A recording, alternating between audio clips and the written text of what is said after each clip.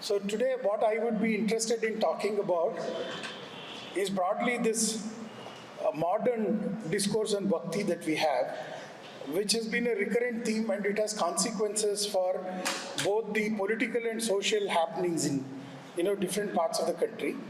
And my talk will be located within what majorly happens in Karnataka. I will be taking one example of history writing of Kanakadasa to talk about some concerns associated with what happens when we try make an attempt to develop history of somebody like a great Santa like Kanakadasa, and what can we learn from this attempt so far that we have on writing the history of Kanakadasa, and how does that help us in making sense of Bhakti traditions.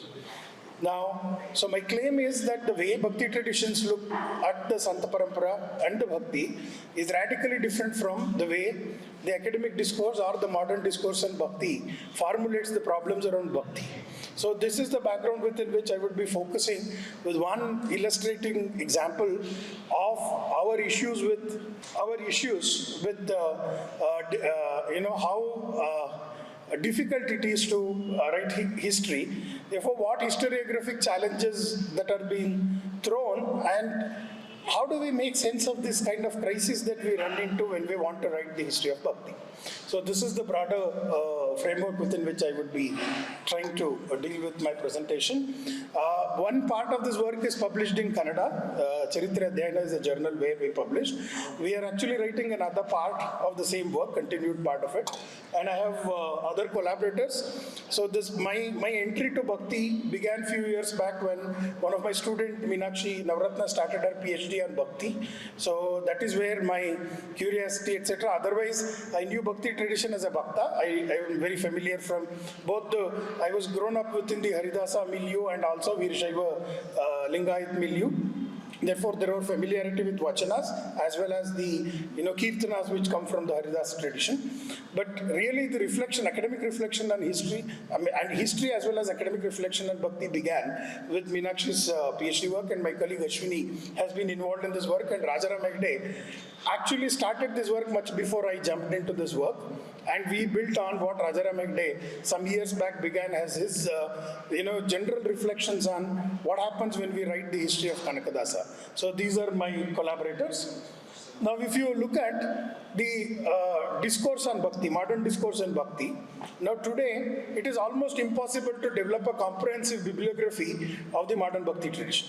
The amount of literature that we have is so extraordinary, and this entire extraordinary corpus that we have today emerged in last 1 century. The major attraction towards the Bhakti in a systematic way began with the Linguistic Survey of India. There are certain concerns that were raised. There was some recognition of, and there is something very peculiar in terms of literature that emerged through Bhakti. From there it began from Indian reflections, and that led to many kind of claims about Bhakti.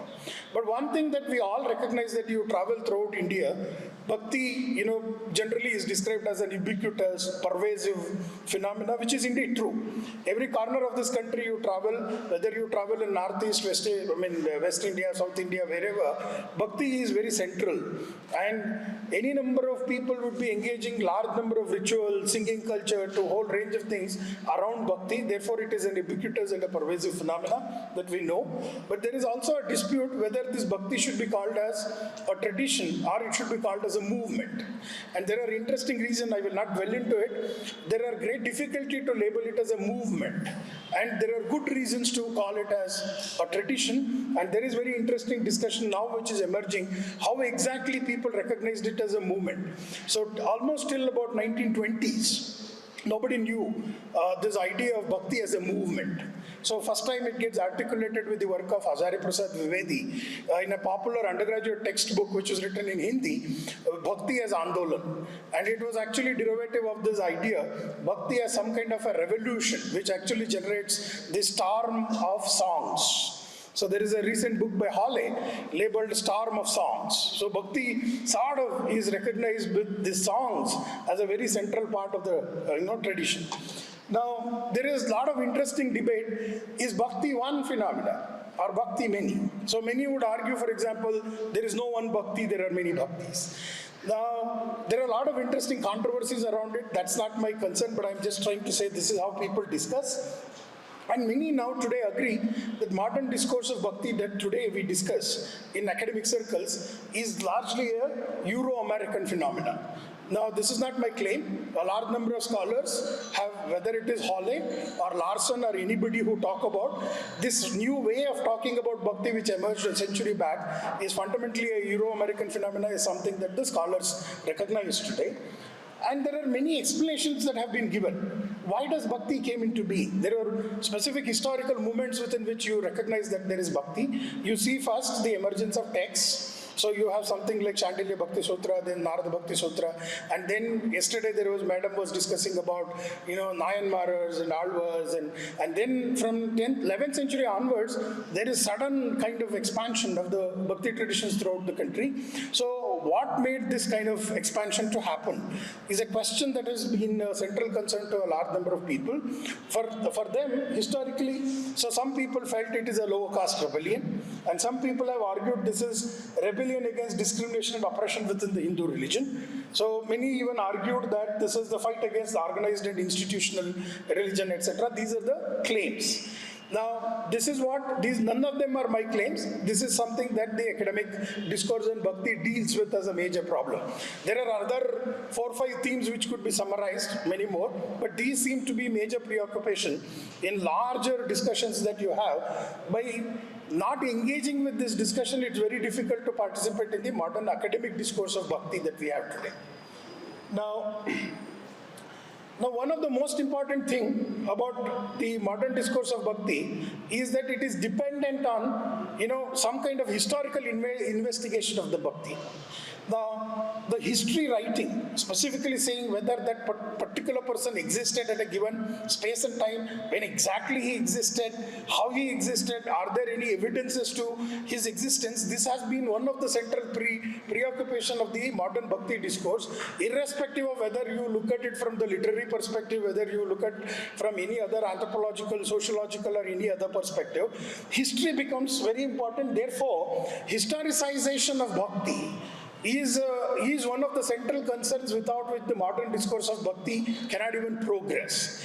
Now, if you look at our discussion, Indian tradition discussion, before the 20th century, not that nobody spoke about bhakti. It was a phenomena that people were engaged as part of their tradition, and the historicization was never a central concern of the bhakti conversations that we had.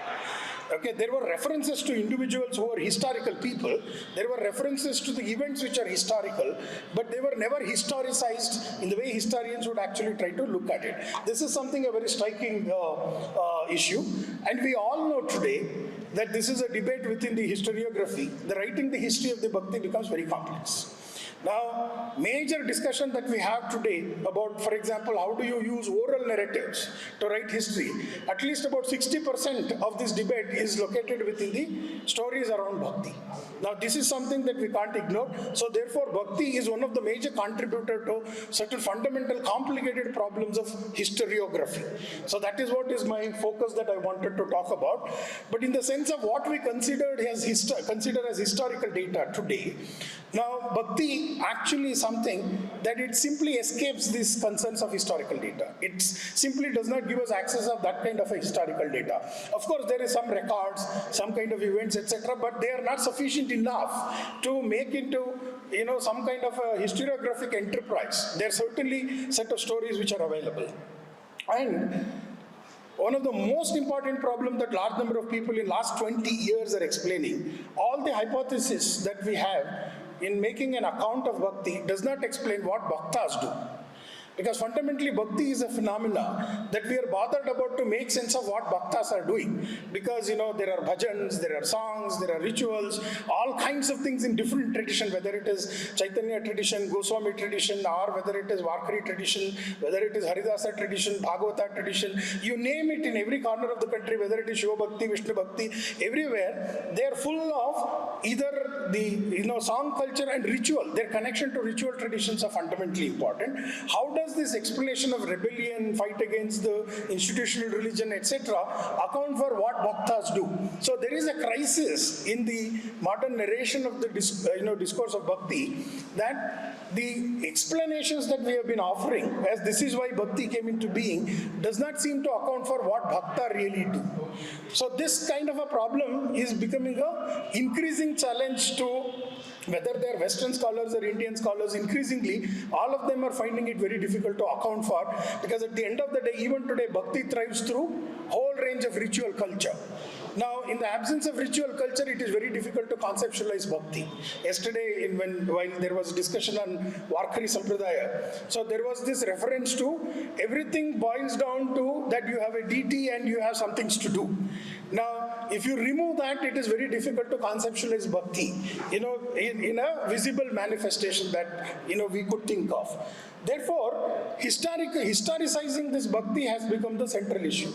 What are those central issues? One, now the stories, the corpus that we have. For example, what do we have? You have a whole range of Santa Parampara, and you have Guru Charitra, Aitihya, and you have some kind of biographies which are not the proper biographies, they are hagiographies. That's what the historians would call it. I wouldn't call it as hagiography. But so these kind of, and you have songs and there are philosophical treatises. For example, if you look at Vishnu Bhakti, so you have entire Madhva tradition and subsequently the reflection on Vaishnava tradition. Whether it is Gaudiya Sampradaya, whether it is Goswamin Sampradaya, whatever Sampradaya that you have, there are philosophical reflections and there are actions, and they are corroborated by a large number of stories which are part of the tradition. Okay, so these are always a challenge to modern discourse on bhakti on how do we convert these stories into something which could be used for writing a history. That is one problem. The other problem is that no matter what we do, this does not account for what bhaktas do. At the end of the day, any description of bhakti should make sense of what bhaktas are doing. Otherwise, the whole purpose gets defeated. So therefore, there is a crisis. Now, what happens when we start writing histories, and probably potentially where we can go wrong, is something that we need to be bothered about. So therefore, let's take an attempt to understand in last 1 century how Kanakadasa was historicized. Right? Kanakadasa became a very important issue in last 3-4 decades. Kanakadasa became a very important part of the identity politics, political discourse. Whole range of things have happened. There were movements which are raised. There were protests in Udupi, Ashtamatha, about the Gopura that we had there. So whole range of consequences this history writing of Kanaka created in this world.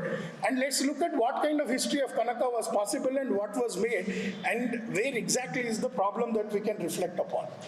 Now, if you look at the central story of the Kanakadasa's tradition, we all know Kanakadasa is known as one of the greatest of the Dasa, Dasavarenya. And many Haridasas would actually respect Kanaka as the greatest of the Dasas. And he was part of the Dasakuta, Vasakuta, and he was the direct disciple of Asaraja.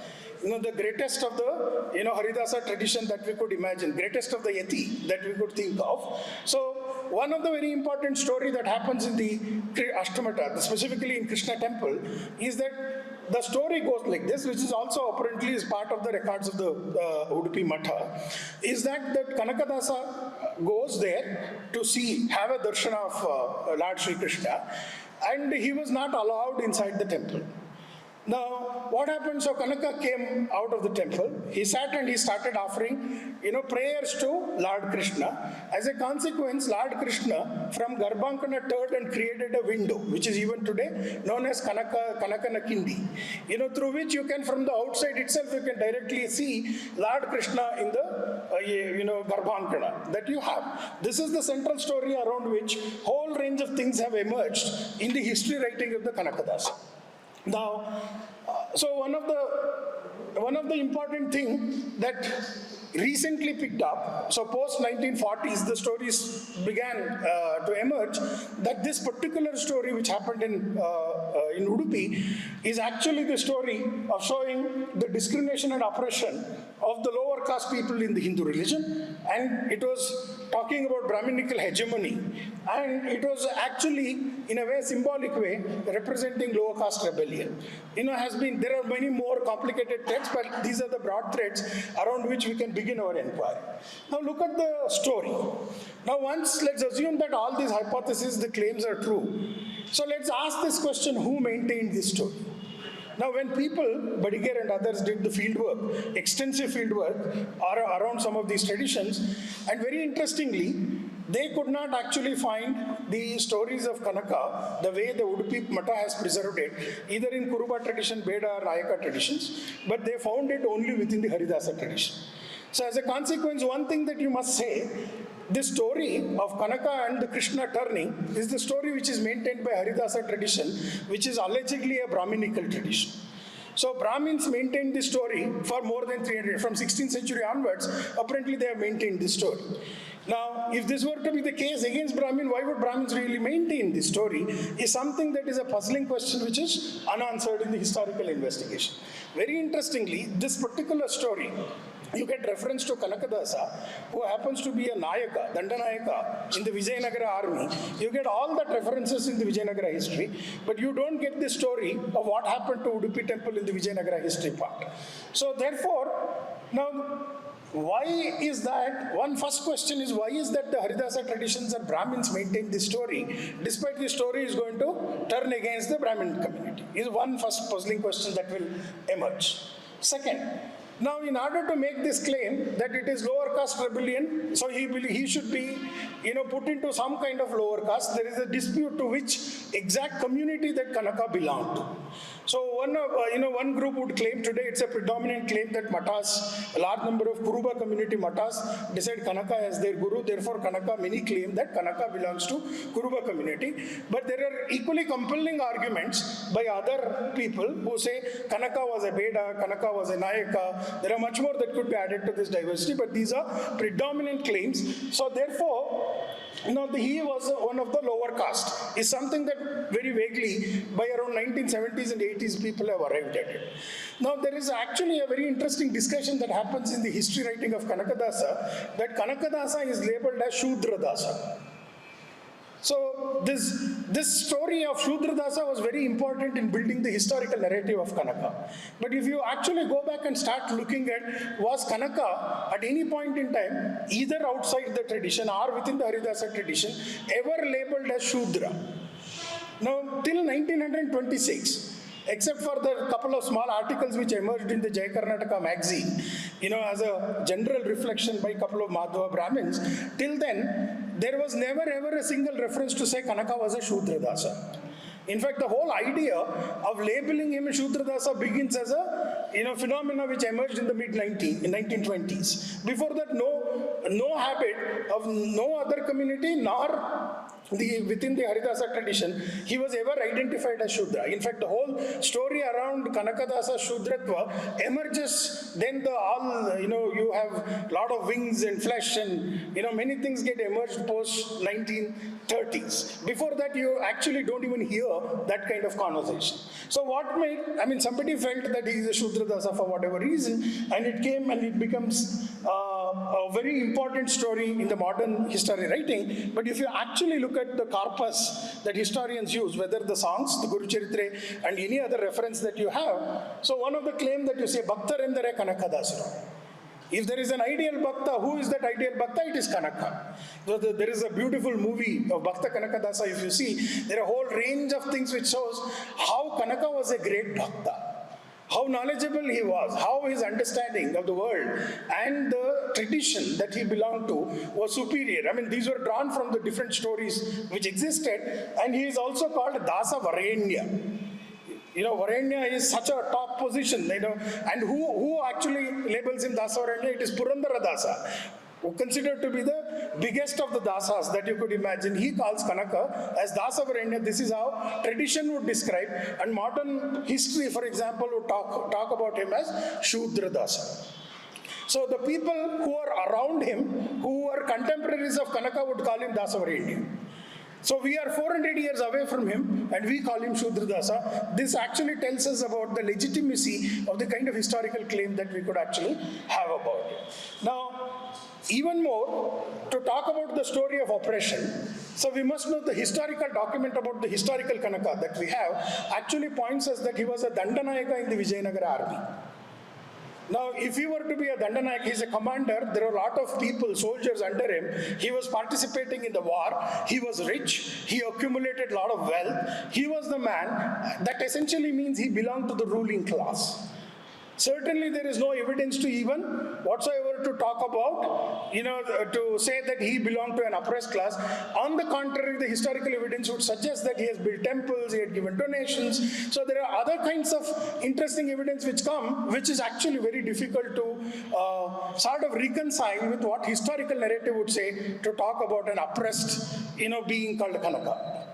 Now, not allowed inside the temple of the caste. So this is the most important, because of his lower caste, he was not allowed inside the temple. Now this becomes a very troubling kind of a story in historical narrative.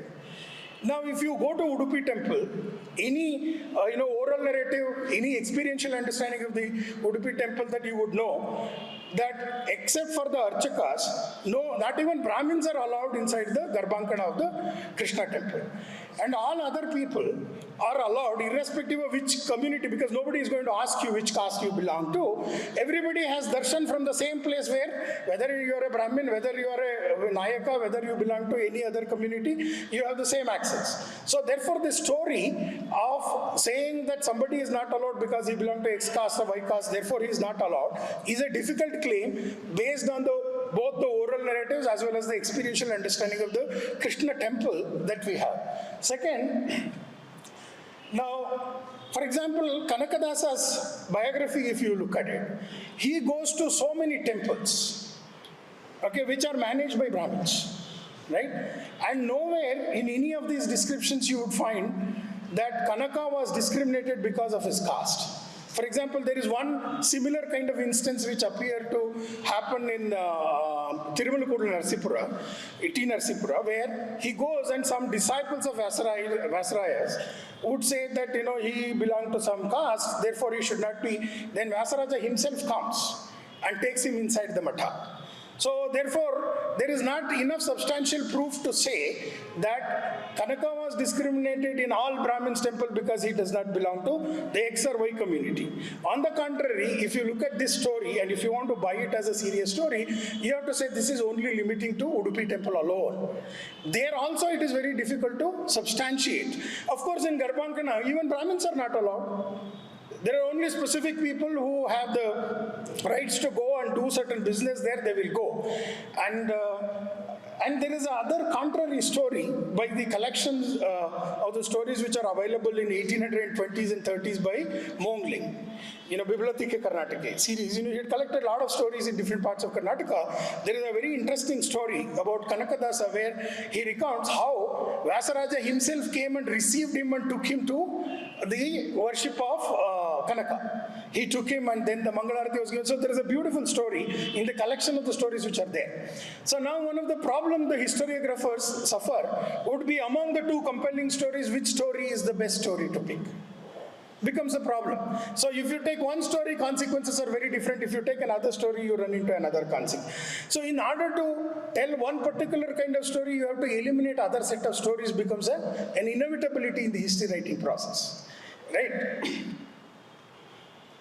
So therefore, if you summarize the whole story that we have, now one of the arguments that emerges in any historical writing, which is a legitimate argument, that look, every happening in the world cannot be interpreted, read literally. Now some of them are understood, you have to do some more, you have to take them as symbols of interpretation and you have to account for it. So a lot of semiotics, you have to use them as signs, and what do the signs signify is something that one has to really engage in. But in transforming a particular story into symbol, there are multiple conditions. Now, you can't randomly say this is symbol of that, this is symbol of that. How do you see something as a sign, and how does that sign get symbolized to something? This relationship requires some kind of a historiographical engagement, because there is a serious semiotics that is involved. So you cannot create such story without it being part of the community's understanding.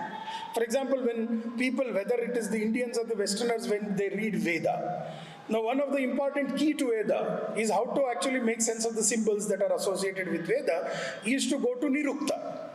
Nirukta gives you, this is a word that if you want to use this, symbolize it, there is a very clear-cut understanding. Why should you depend on Nirukta? For thousands of years, this is the way they have used it. So communities understand what do this term really mean. Why should communities understand that? That you can't ask. Because communities have different ways of engaging with different parts of the world. Therefore, they have this kind of an understanding. But even there, for example, let's say we make this as a symbolic reading. These stories are symbolic. Udupi Mata being symbolic of Brahminical hegemony and Kanakadasa symbolic of the lower caste oppression. Even if you make it, one of the problem is that there are many stories of Kanaka that I told you. He goes to different temple, he goes to Belur temple, he goes to Tirupati temple, he goes to different kinds of temple. Nowhere he has this experience, and this experience become very unique. Therefore, to convert this into symbol and ignore other part of the story becomes a very complicated business. Technically, say, writing the history. I'm only focusing on the part of writing history part. Because, see, history is not collection of stories. History requires every story that you have has to be transformed into an historical narrative. It requires a procedural and methodological consideration. So, and you have completely alternative stories which are available in the collections of Mogling and others, which actually can give you a completely different picture than what the standard story of the history today can offer us. Therefore, you have additional thing. For example, Kanaka was part of the Dasakuta. He has been part of the Haridasa tradition. You have all serious Madhva Brahmins along with them. There was Purandaradasa who was also not Brahmin, and there is Kanakadasa who was also not Brahmin. So they were all sitting and doing certain things together, and Vyasaraja himself was their guru. And what was he teaching them? He was teaching them Vedanta. So this is not a small thing to happen. So therefore it becomes a very complicated story to even make it into a symbolic story of some kind of an oppression and a conflict. So, and as I told you, he is also highly appreciated and revered. He was never treated by Purandara or anybody else as Shudra Dasa. He was always referred as Dasavarendya. So that makes it even more complicated. Now, so if you look at the problems that so far I have just listed, now, if you look at the history, an attempt to write history of Kanakadasa, literal readings are not sufficient. Symbolic reading raises the problem that I have already, shown. And most often in this process, how does a story get transformed into some kind of a historical narrative is not well articulated, irrespective of which school of historiography that one belongs to. Now, it generates innumerable inconsistencies that I pointed out. Each fact of history can be shown with a counterfact of the history, which are part of the oral narrative. Therefore, there is a problem in the history writing. But you come back and look at how Bhaktas look at Kanakadasa story. See, for the Bhakta, if you look at the Haridasa Parampara philosophically rooted in the Madhva tradition. And there is a Madhva tradition. There are Madhva Brahmins. And there are a large number of communities who are not Brahmins at all, but they are part of the Haridasa tradition. If you want to get an idea of how rich this Haridasa tradition and what kind of communities participated, go and have a round in Raichur district. So you will get an idea of how different people, all kinds of community came together under this aegis of Bhakti. So Bhakti as a phenomenon does something very different from what historians are trying to show. For Bhaktas, these stories have no inconsistency. They are absolutely comfortable with the story. Not just that they are comfortable, they have sustained and they have maintained and they told the story. So therefore, one of the questions that is led to us is to ask what makes Bhakta hold on to this story. Now, imagine this story has no use within the community of the practitioners of Bhakti, then these stories would have disappeared from their Bhakti practices. If they are surviving within the communities, there must be some function, there must be some purpose for which these stories have been sustained, as opposed to what the historical claims are. So therefore, it is very important to find out what is the different kind of engagement. There are two choices that historians are left with there. Either you say this is a superstitious practices, there is some kind of a psychopathology, there is some stupidity that these bhaktas are maintaining, That is not convincing story because there are millions of people who are participating in this Bhakti tradition, Bhakti practices. Therefore, it is not easy to simply write off saying that this is psychopathology, some mental ablation, etc. is not possible. Therefore, you have to come back and say there must be some completely different ground on which these stories would have been sustained. There must have been some purpose on which these stories would have been sustained here, right? Now, if you want to look at one first question about the problems that we have raised about history. Now, if you look at the problems with the oral narratives that we have about history, from where there was an attempt that was being made to write history, the question would be, can histories of the kind that we are trying to write be written about Chanakya using these stories? Now, what can be said? We can establish historical Chanakya. There are other kind of evidences to establish that. But all other historiography that we are engaging with this Chanakya, it looks like at least the sources on which we are trying to write the histories do not seem to offer us historical truths. Now, for a historian, however valuable some story is, if it doesn't offer historical truth, it is of no significance. It might be of great significance for whatsoever reason, but for an historian purposes, that story means nothing if it does not contain historical truth. Now, I can show, we can give any number of examples to show historical truths are extremely complicated to develop. It is my argument that these stories do not contain, historical truth. And why they do not contain is something that I will come back. Now, if there are no historical truth, does that mean that these stories are false? Now, in order to make such claim, you must be having a very naive understanding of truth. Are there different ways that we look at truth through which bhaktas are making sense of this truth of the story very differently than the way historians are looking at truth? If we can actually arrive at some kind of a rationale around it, probably we can make sense of the situation that we are projected to. Now, and it also requires an additional explanation. If the stories are not really a good source of historical truth, why are these stories proliferating? New gurus come into being, new kind of stories come into being, the stories continue to proliferate, new stories. Every avadhuta who comes in every district in India, you will see some avadhuta other coming, these kind of stories proliferate. What does this actually tell about Bhakti? And Indian culture becomes a very interesting question worth investigating, much more than the historical investigation. I have no complaints with historians, but I am saying that these stories at least cannot become the sources of history. Now, if you look at what bhaktas do, now, bhaktas actually are using this story because they are interested in engaging in finding mukti. Moksha, mukti, para. These are the different kinds. In Veerashaiva tradition, there is a notion of Jangama. So there are different kinds of the Shiva Sahajya. All that is what is the end goal of the Bhakti that the people are interested in. And if that is the goal, what kind of truth it demands to go there. So it requires certain distinctions that Indian tradition consistently make. There is a Paramarthika Satya and Vyavaharika Satya. So Vyavaharika Satya is all about the truth of the worldly affairs. Things that happen in this world, things that exist, about language, about the buildings, about the padartha. But Paramarthika Sat is about the knowledge, the ananda, etc. It's another kind of truth. And the stories of Bhakti actually give access to Paramartha. If you want to be bothered about being happy in this world, what to think about it. So the Chanakya story becomes a site of reflection to think about as a Bhakta, what he should do. So there are beautiful songs. There are Achyutam Keshavam, in that song saying, Kaun kehte hai Bhagavan aate nahi. To Meera jaise tum bulate nahi. So, there is some kind of a very interesting heuristics that bhaktas get. It may not be appealing to historian, but it is very, very fundamentally important for a bhakta, because then what does it mean to act like Meera to get Krishna? What does it mean to act like Chanakya to get Krishna turned towards me? I want to get him. Now, this is the very important central idea around which, the stories are conceptualized.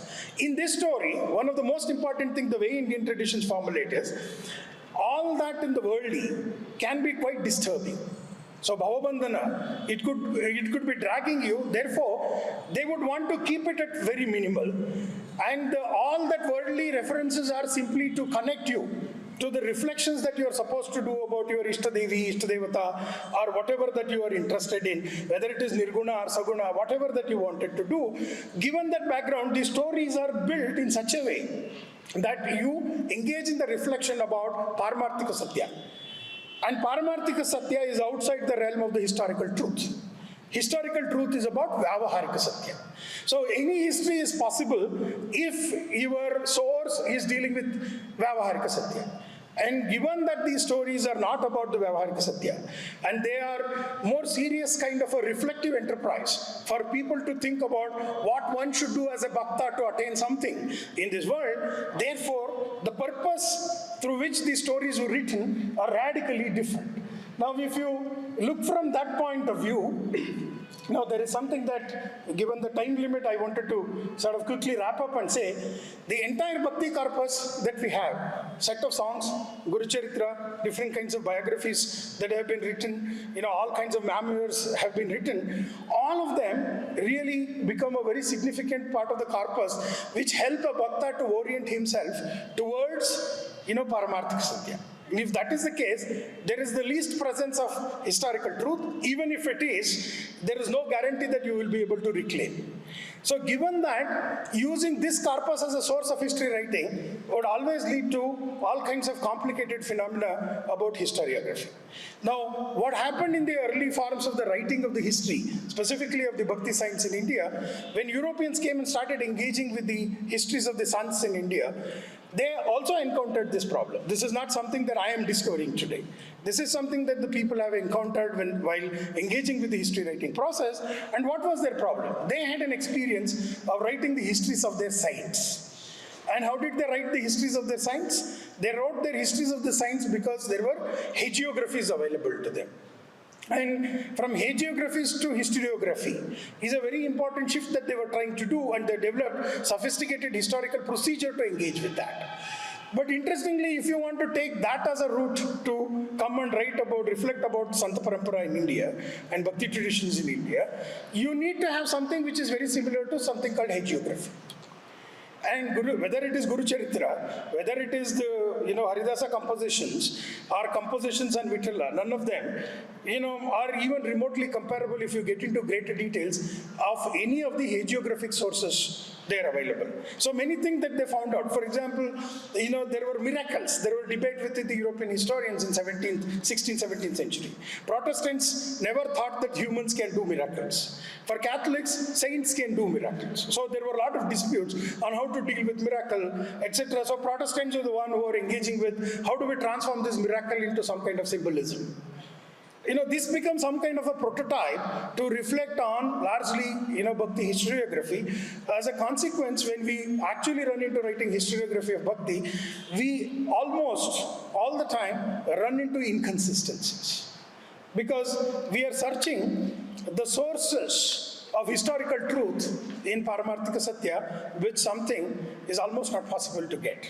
So therefore, there is some kind of a limitation to the history writing of the Kanaka. What we can do is we can certainly establish there is historical Kanaka. There is no doubt about historical Kanaka. There are other sources through which we can establish. But anything beyond the historical Kanaka and the stories of the hypothesis and Bhakti that we wanted to establish, it requires a lot of historical truth.